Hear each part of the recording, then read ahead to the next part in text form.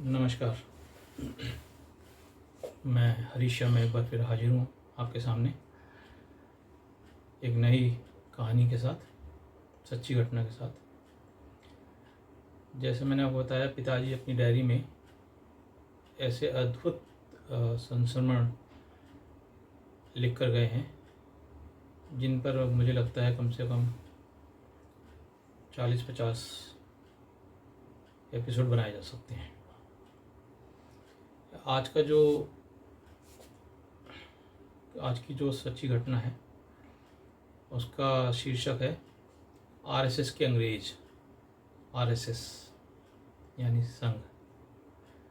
पिताजी संघ से जुड़े ही थे, तो उनकी जो डायरी है उसमें सबसे ज़्यादा आरएसएस के बारे में ही लिखा हुआ है उन्होंने। पिताजी लिखते हैं, 1975 की इमरजेंसी अपने चरम पर थी। संघ के अधिकारी भी उससे अछूते नहीं थे। सबकी गिरफ्तारियां हो रही थी।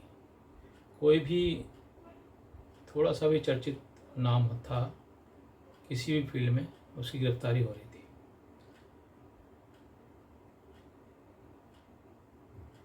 लेकिन कुछ संघ के वरिष्ठ अधिकारी थे जिनको बाहर रहना ही था, जिससे कि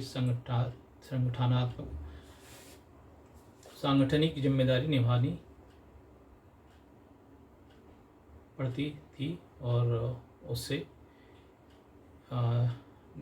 नए नए संचार होने थे। उसी समय की घटना है। पिताजी लिखते हैं, घर बरेली के नज़दीक एक खास गोपनीय मीटिंग एक बड़े अधिकारी ने लेनी थी।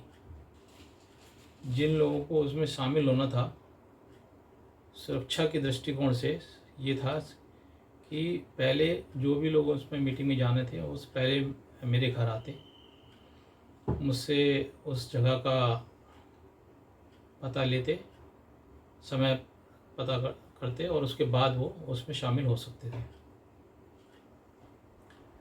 तो ऐसे बहुत सारे लोग थे, करीब 30-35-40 लोग रहे होंगे। तो जब लोग चले गए तो फिर मुझे भी जाना ही था उसमें, तो मैं गया तो सब लोग बैठे हुए थे। वहाँ एक अंग्रेज़ नुमा एक व्यक्ति थे वहाँ, सफारी पहनी हुई, एकदम गोरे चिट्टे और हेड भी लगाया हुआ था। और लेकिन ये समझ नहीं आ रहा था किसी को कि आज की मीटिंग कौन लेगा। तब उस अधिकारी ने, उस अंग्रेज़ ने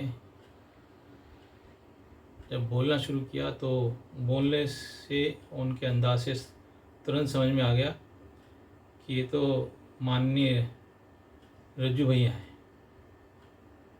कोई कल्पना भी नहीं कर सकता था कि रज्जू भैया बिना मूँछों के और बिना धोती और कुर्ते के भी नज़र आ सकते हैं कभी।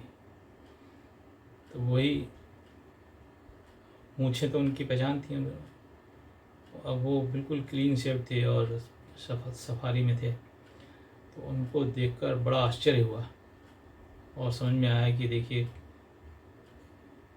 बचाव के लिए कितने कितने प्रयत्न करने पड़ रहे हैं। बहुत ही कठिन समय था। पिताजी जब वो सरकार में हुए थे तब पिताजी का उनसे बहुत बार मिलना हुआ था, उनका सानिध्य मिला था, उनकी बातचीत होती थी। बरेली एक आरएसएस का एक मुख्य केंद्र रहा है हमेशा से। तो मीटिंग जब ख़त्म हो गई और जो लोग आए थे वो सब चले गए, तो ये निश्चित हुआ कि वो और उनके साथ के 2-3 लोग, वरिष्ठ लोग, मेरे घर पर आकर चाय नाश्ता करेंगे। पिताजी का कहना है कि आपातकाल में ये प्रसाद मुझे मिला। इतने बड़े महानुभावों के चरण मेरे घर में पड़े। मैंने अवश्य इस या किसी जन्म में अच्छे कर्म किए होंगे जो मेरे जैसे समान व्यक्ति के घर में ये अद्भुत लोग आते रहे हैं।